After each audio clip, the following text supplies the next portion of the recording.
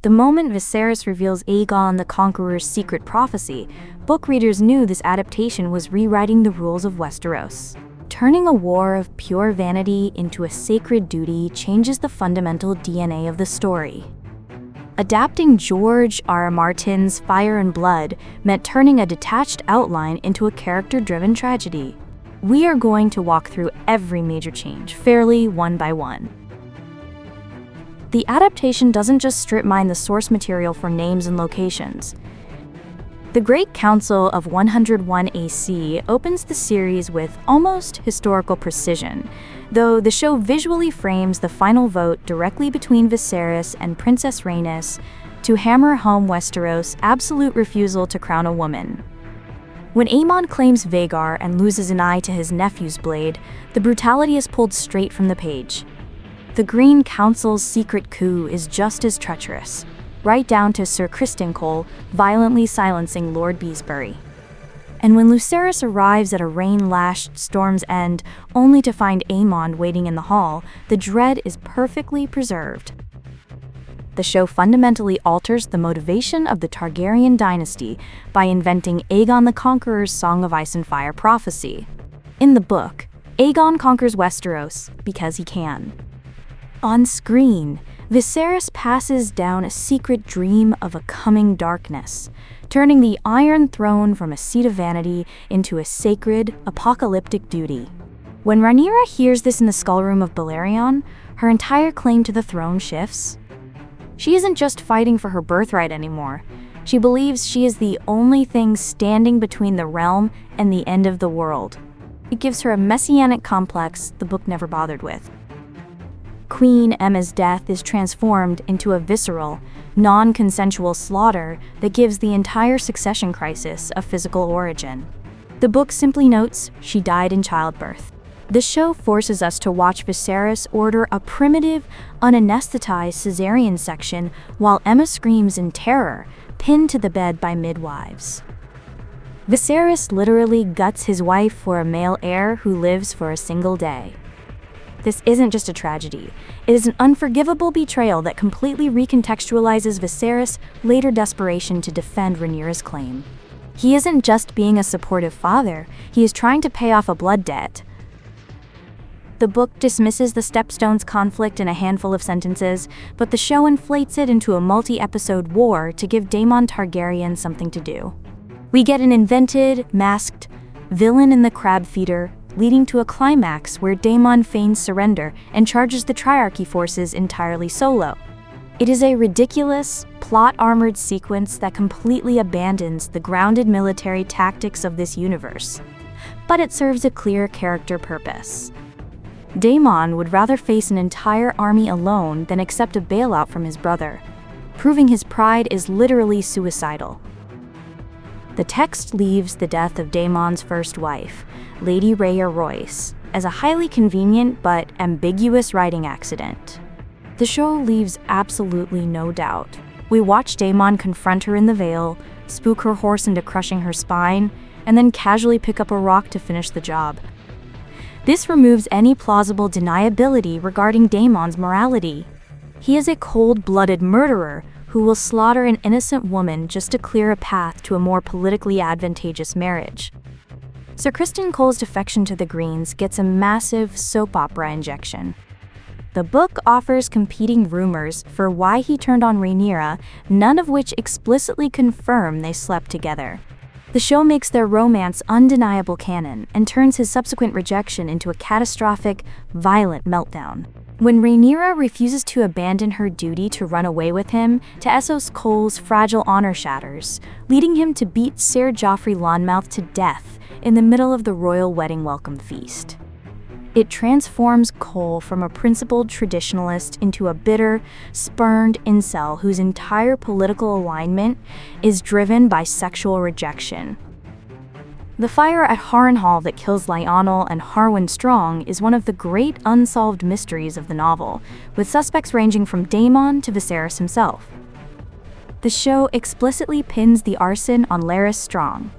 He recruits condemned criminals, cuts out their tongues, and burns his own father and brother alive just to secure his place as Alicent's indispensable monster.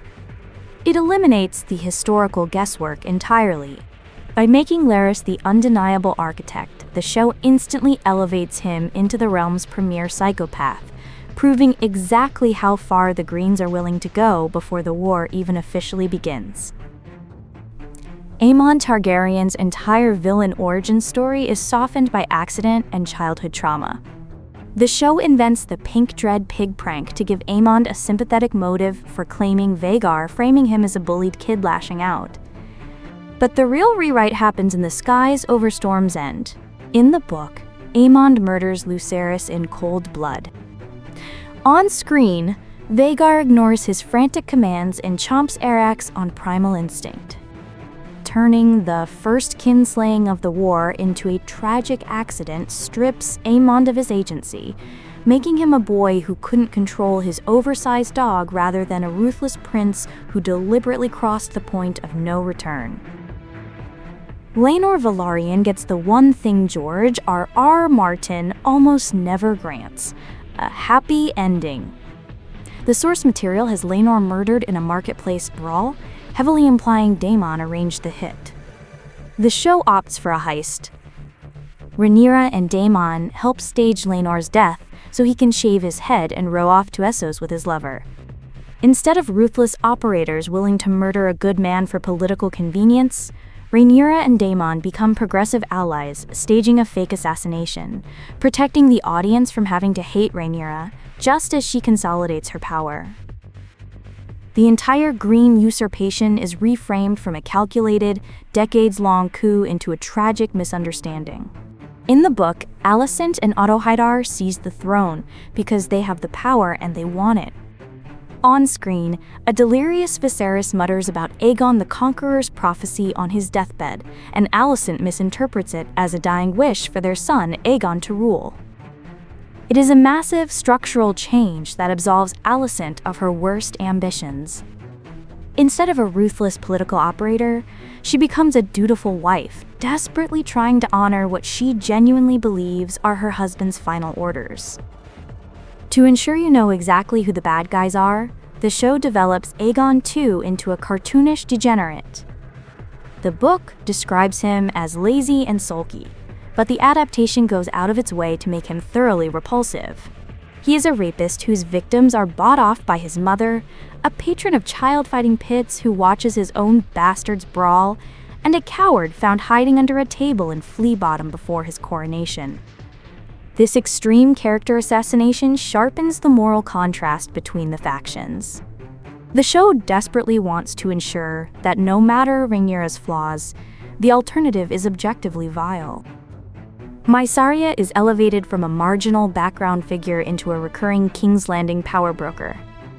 The text keeps her largely out of focus until the war demands her presence, but the show aggressively inserts her into the narrative as the White Worm, complete with a fluctuating accent and an extensive network of child spies. She operates with her own distinct agenda, lecturing the Hand of the King about the plight of the small folk. It is an obvious attempt to ground a show entirely about royal elites with a populist voice, but it often feels like she has wandered in from an entirely different television series. The season's penultimate episode features an entirely invented set piece designed purely for spectacle.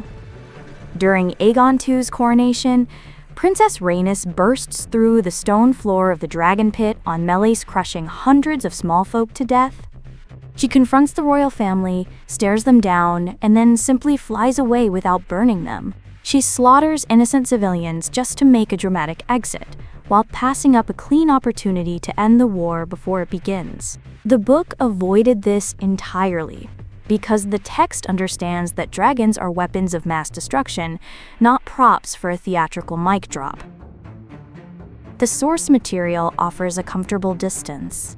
You read about ruined lives from a high balcony. The screen adaptation strips away that shield. It trades the ambiguous whispers of a historian for the ugly certainty of a camera. We lose the intellectual game of guessing who ordered the knife in the dark.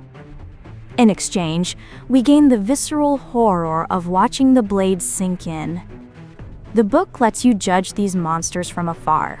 The show locks you in the room with them, and it swallows the key. If this one landed, the channel ships a season book versus screen breakdown every couple weeks. Subscribe so the algorithm stops hiding them from you. Drop a comment below. Which change from fire and blood hurt the most? And which one actually improved the story?